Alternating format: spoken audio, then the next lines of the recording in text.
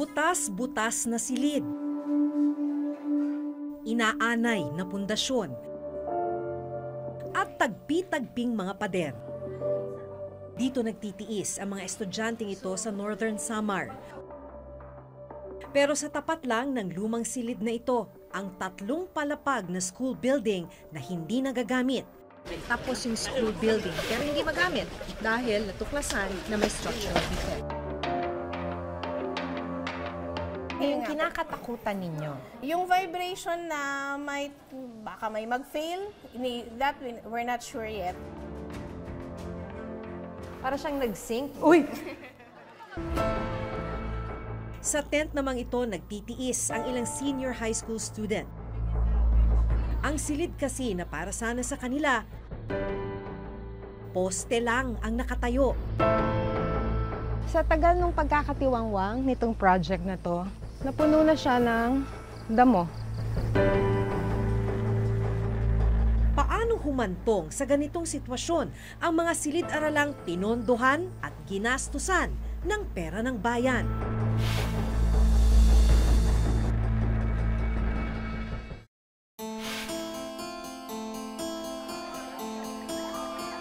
Sa gitna ng init, naabutan ng reporter's notebook na nagklaklase sa isang tent sa Alegria National High School ang 47 grade 12 students. Kabilang sa kanila, sina Allen Mariz at Shara May. Kwento nila, magdadalawang taon na silang nagklaklase sa tent. Siguro po mas magiging komportable po yung pag-aaral namin kaysa kasi sa mga room namin ngayon na mainit. Noong araw na bumisita kami, sabay na ginagawa sa isang compound ng isang cultural program at ang klase sa tent ni Shara May. Magtatapos na sila ngayong Biyernes sa senior high, pero ni minsan, hindi sila nakaranas na magkaroon ng maayos na silid. Masakit pong isipin na gagraduate kami na wala man lang maayos na building, walang maayos na environment para mas lalong ma-encourage yung mga estudyanteng pumasok araw-araw. Taong 2015 nang maglaan ng 10 million pesos para sa pagtatayo ng school building para kina Allen Mariz at Shara May.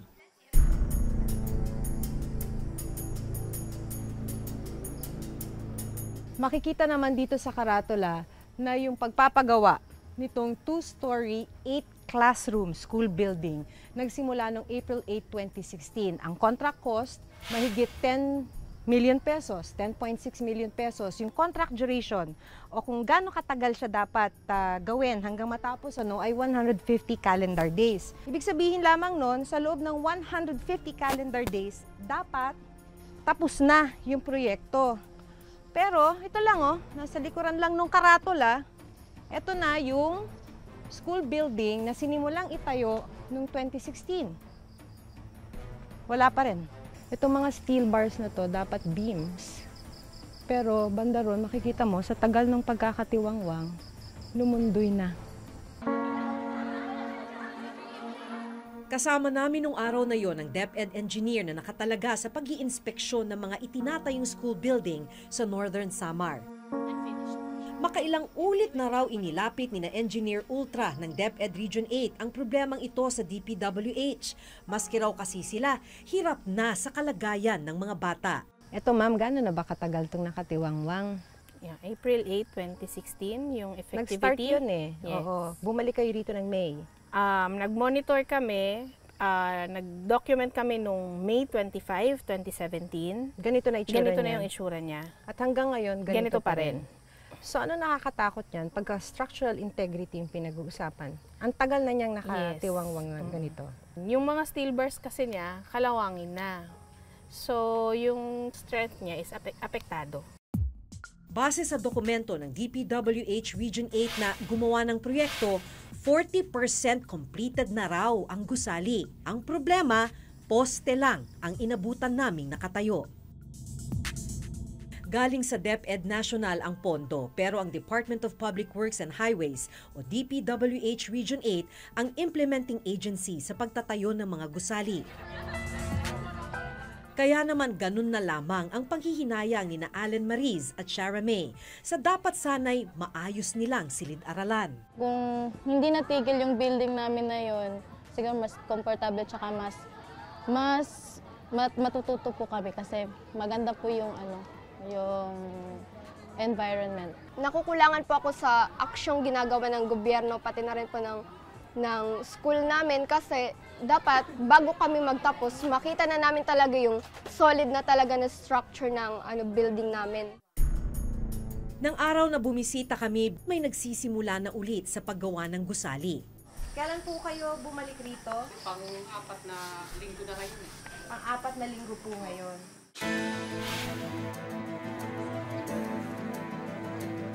Pinuntahan namin ang DPWH Region 8 na siyang implementing agency ng proyekto. Yung isang pinuntahan namin, yung Alegria, started 2016. Opo. Hanggang ngayon, iilang poste pa lang.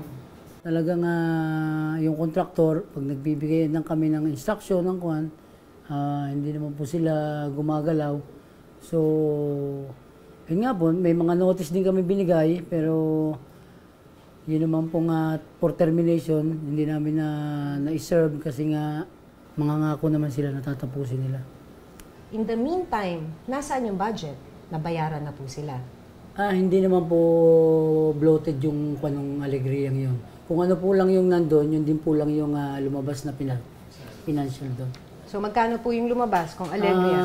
Ang Alegria, kung hindi po ako nagkakamali, 35 o 30%, ganyan po. Nag-release na po kayo ng 30% of the 10 million pesos sa Alegria? Nakita nyo na ho ba na ilang poste pa lang ang nakatayo ron? Binalidate naman po namin yan bago kwan. Okay naman po yung kwan. Sa tingin naman po namin, sa validation namin, hindi naman po nag-over yung payments namin.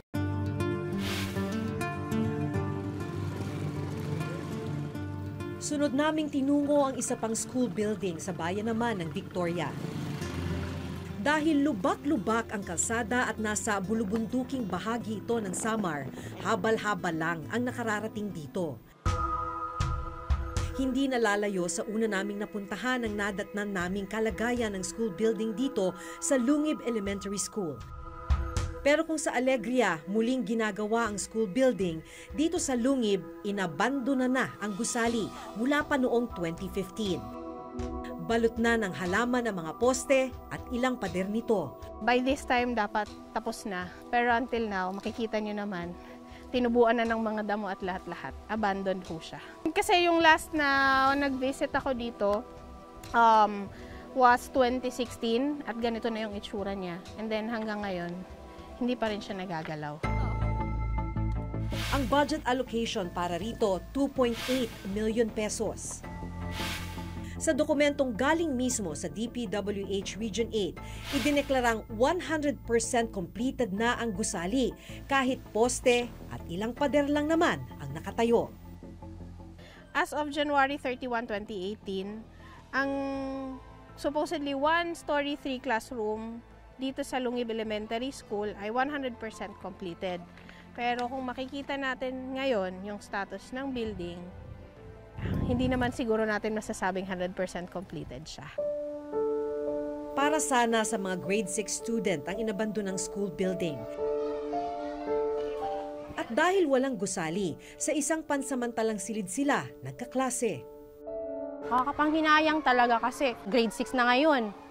So mag-graduate na sila, wala pa rin. Katiwangwang pa rin yung building. Minsan malakas yung ulan, hindi kayo magkarinigan. Yung 100% completed po ng DPWH ay poste lang. Pacheck ko po yun, hindi po masyadong kan sa akin yung lungib na yun. Bakit ho ganito ang sitwasyon ninyo? Nagiging problema nga po, yung mga kontraktor minsan, kahit anong instruction, minsan hindi sumusunod, nagkakaroon ng problema. Yes, Ayaw sumunod sa inyo ng kontraktor, kaya napakaraming school buildings dito sa distrito nyo ang hindi tapos, ang abandonado, kaya may structural defect? Yun po, nakikita namin problema. Tapos yung iba naman po, may mga project location na problem.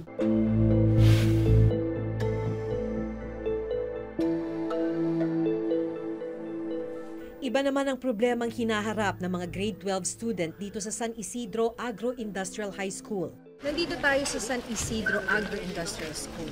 Dito naman, tapos yung school building, pero hindi magamit dahil natuklasan na may structural defect.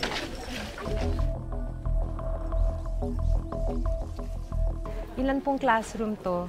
6. 6. 2 classrooms per level. Sayang naman. Ano ang problema nito? May nakita kaming mga circular cracks sa slab, sa flooring, sa second and third floor. Pero nang pasukin namin ang isa sa mga silid, tinakpan lang ng kontraktor ng red cement ang sahig. Hindi naman natanggal o naayos ang crack sa sahig. Kita pa rin ang paglundo nito. Yung para na siyang, ma'am, para siyang nag-sink. Uy! Ganun ba katindi dito, sir? Is that what you meant? Yan yung mga circular, andyan. We need an investigation para makita talaga natin kung ano ang cause ng vibration. Baka mahina ang reinforcement niya. So, yun ang fear natin. At pag mahina ang reinforcement, may possibility na bumigay siya. Bumigay yung sahig. And that is the reason na ayaw niya siyang paggamit muna. Ayaw muna, opo. Ayon sa DepEd, nagastos ang kabuuang 10.4 million pesos para sa gusali. Dahil hindi magamit yung school building, gumawa yung principal ng paraan. Kaya ginamit nila itong lumang building na to. Nilinisan, pero dahil hindi na talaga may tatago yung kalumaan. Tignan nyo to, wala nang dingding. Tapos makikita yung ibang natitirang poste, talagang inanay na.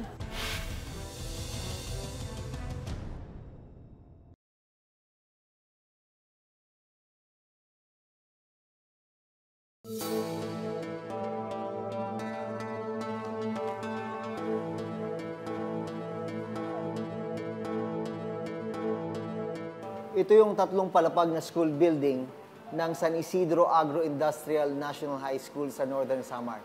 Pero dahil sa natuklasang structural defect ng gusali, hindi ito magamit.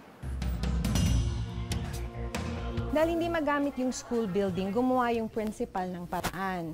Kaya ginamit nila itong lumang building na to. Nilinisan, pero dahil hindi na talaga may tatago yung kalumaan. Tignan nyo to, wala nang dingding.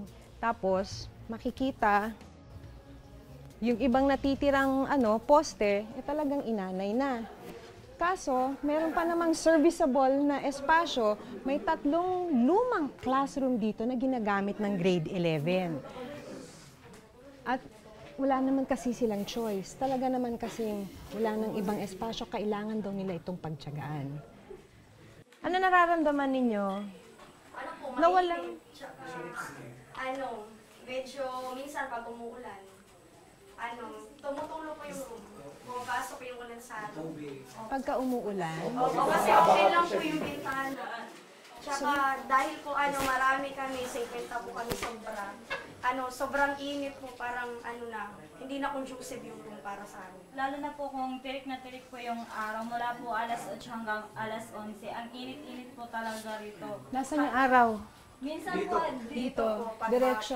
Tapos wala po kaming mga bintana, kaya mas lalo pong mainit rito. Pag nakikita nyo yung building, na dapat yun yung classroom ng grade 11. Nakaka-disappoint po, nakaka-disappoint po talaga kasi yung intention po talaga namin dito, kaya po kami nag-enroll dito. Kasi po, ito yung building na una-una pong napatayo rito sa barangay namin. Pero nakaka-disappoint po kasi hindi namin magamit-gamit kasi marami daw crack. Nilinis muna namin lahat yan. Inirereklamo rin ng principal ng San Isidro National High School ang pagkakagawa ng gusali. Pumuntang taga-DPWH dito, sabi nila na pipirmahan na daw yung acceptance. Kasi tapos na. Kasi tapos na, ito turn over na nila. Sabi ko, ay hindi ko yan pipirmahan, pasensya na po kasi alam naman ninyo na may reklamo na ako. Kaya ayusin muna ninyo bago ako pumirma dyan. Sabi ko, halika, punta tayo sa loob. Ito, kailangan ba na i-accept ko ito na pag inaapakan ng ilang tao lang, nagbabibrate, parang mahuhulog ka na. Sabi ko, kayo mga engineers kayo, ako teacher lang ako. Kaya, ano ang assessment ninyo yan? Ha? Mga engineer kayo, ano ang assessment ninyo yan? Pwede ba yan? Okay ba yan? Hindi sila kumibo. Nagkuhan po kami dyan. Memo ako dyan sa mga inspectorate team. So, binalidate po nila. Mayroon pong gagawin kami dyan correction po. Bakit ho umabot ng ganito? Tumayo po ako dito eh. Naramdaman ko yung pagyanig ng sahig nito eh. Kahit anak ko, hindi ko papaakyatin sa second floor nito, sir. Pero willing naman po yung ko na i-correct yan. Pero yun ang gusto kong malaman. Paano to nakumpleto ng ganito, buong-buo, at may major structural defect? You recognize po na may major structural defect? Meron naman po. May defects po na... Yun nga po, yung slab niya may problema. So yung slabs po may problema. Ang laking problema po nun. Bakit umabot sa ganito? Ang ibig sabihin po ba nito, gagastos uli kayo? Ay, hindi ma'am. At the cost of the contractor? Cost of the contractor po yan. Ang masaklap, habang hindi pa naayos ang mga problema sa gusali, hindi pa rin ito mapakikinabangan ng mga estudyante. So paano to?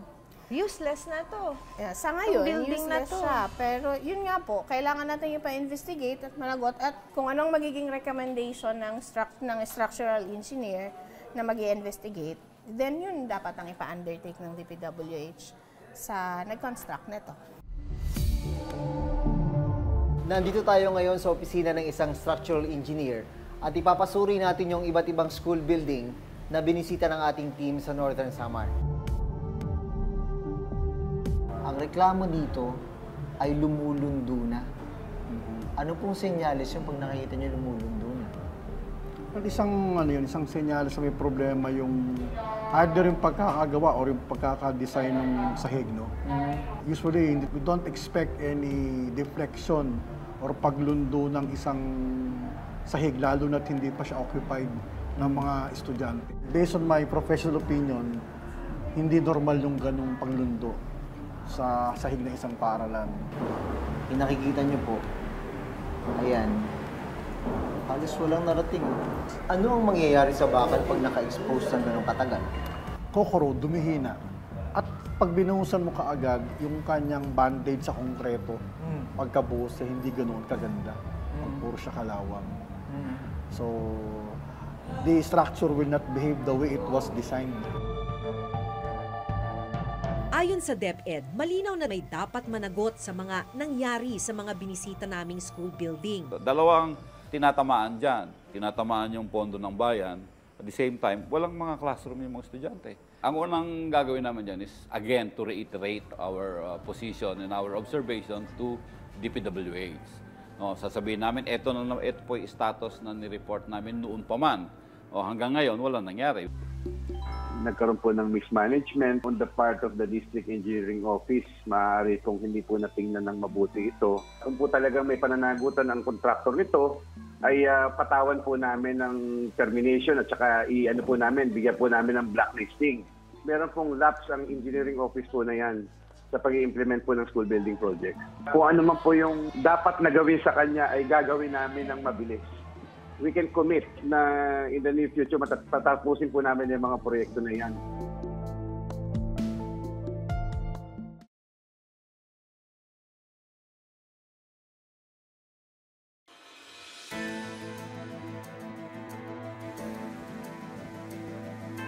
Sa mga pinuntahan naming school building, nasa halos 20 milyong pisong halaga ng pondo ng bayan ang ginastos. Pero ngayon, hindi naman napakikinabangan.